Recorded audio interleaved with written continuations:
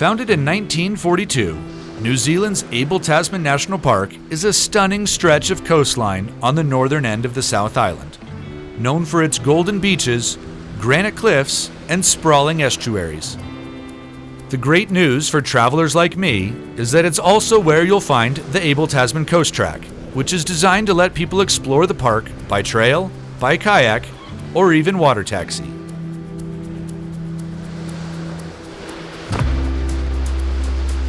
As we work our way south from our starting point at the northern end of the park, I'm blown away by the scenery. Every bend reveals another spectacular cove, as the trail winds through thick forests and then across postcard-like beaches. This is definitely one of the most beautiful coastlines I've ever seen, and it's exciting to know that we have 5 days to explore the length of it.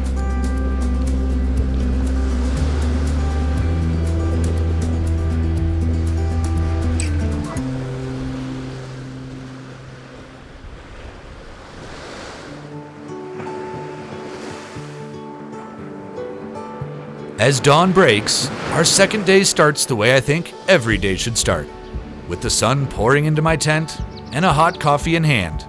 It doesn't get much better than this.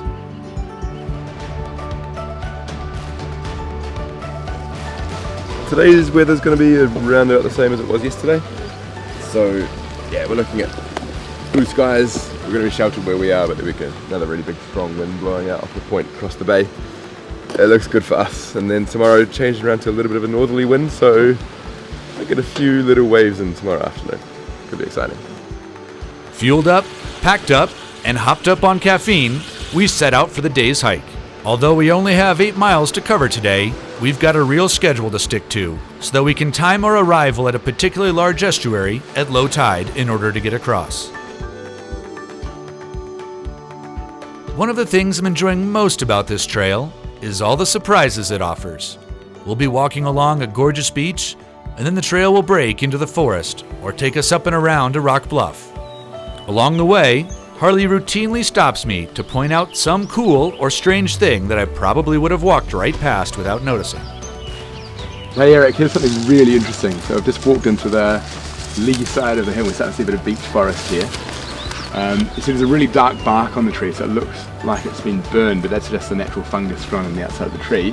The fungus is living on this sugary droplets you can just see on the side of the tree here. Oh yeah. See them on the end of a little thread. Right, yeah. So there's a bug, the scale insect, which burrows into the tree and it lives in the sap of the tree. Those threads are the bug's anal filament. Anal filament? Anal filament. And Alright. So technically those droplets are bug poo, but because it lives on pure sugar, it's sort of evaporating as it hits the air, and it's actually sort of refining into a honeydew.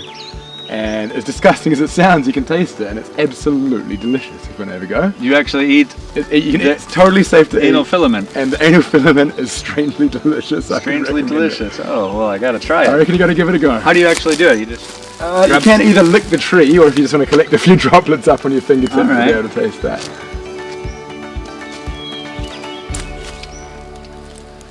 That's the most delicious filament I've ever tasted. Top-notch anal filament. That is top notch. So we've reached the Awaroa Inlet, and we're lucky that we're here at low tide. The tide's always going out for 1 more hour, but we should be able to have a go at it. We're going to get our feet wet a little bit because it never goes out completely. If you get the tide time wrong, you got to sit here for maybe 3 to 4 hours and wait for the tide to go out. All right. Again. Yeah. Well, let's give it a go. Let's give it a go. Right on. The Awaroa crossing is one of a few mandatory crossings on the Abel Tasman Coast Track, and it's a really cool opportunity to get a close look at what lies below. Even better, you get to experience what one of these estuaries feels like, squishing through your toes. Having successfully crossed the estuary, the hiking portion of our trip is coming to an end. And so tonight, we're getting a hot shower and a real bed at the Awaroa Lodge as we get ready to hop into kayaks to continue our exploration of Abel Tasman National Park.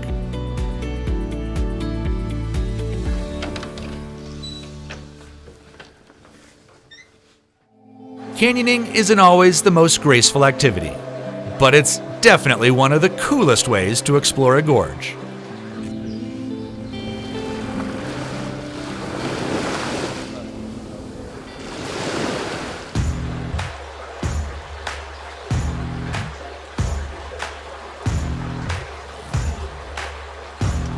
As a kid, there was nothing I enjoyed more than playing with friends on a playground. Now that I'm a big kid, well, not much has changed. And I can tell you that this is one of the coolest natural playgrounds I've ever been on. Canyoning is basically the sport of descending a steep waterway that's usually quite sort of narrow and vertical, so we'll see a lot of waterfalls and pools, and we're going to use a combination of jumping, sliding, abseils, a bit of swimming, a bit of scrambling to make our way down there. Just going to have a whole heap of fun.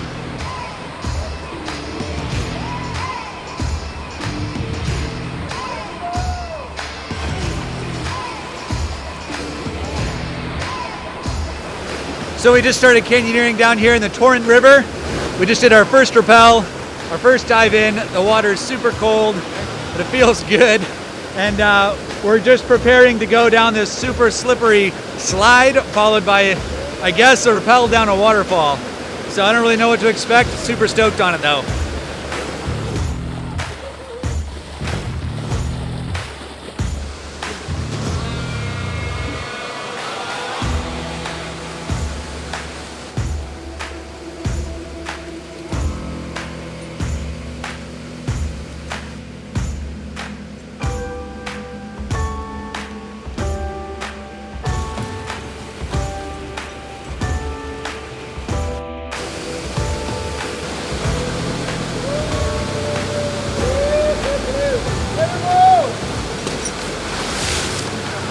Ziplining through a canyon.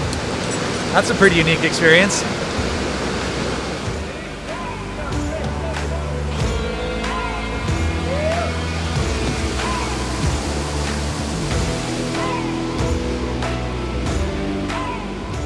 Oh man, that was a really good time. We at the end? Yeah, yep, we're going to hit the water trail over there, make our way back to the coast. Right. That was a blast. Yeah, cool. I've never seen a canyon quite like that. That was gorgeous. You did really well there as well, man. Got a little practice.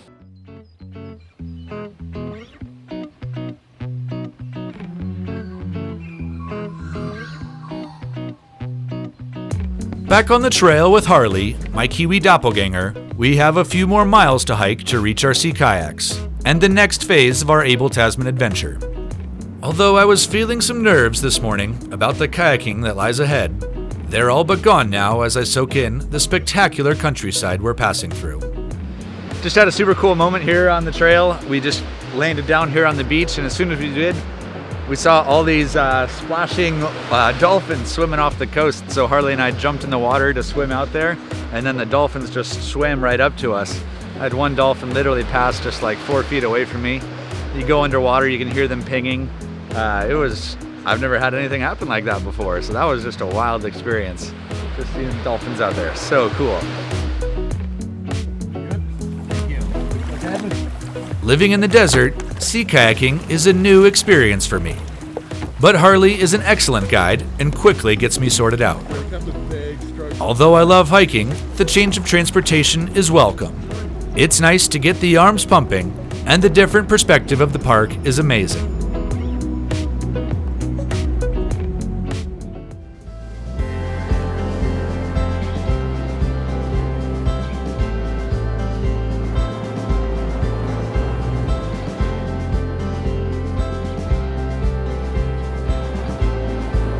After paddling the last 8 miles of the park's coastline, we arrive in Metahau, at the end of our Abel Tasman journey.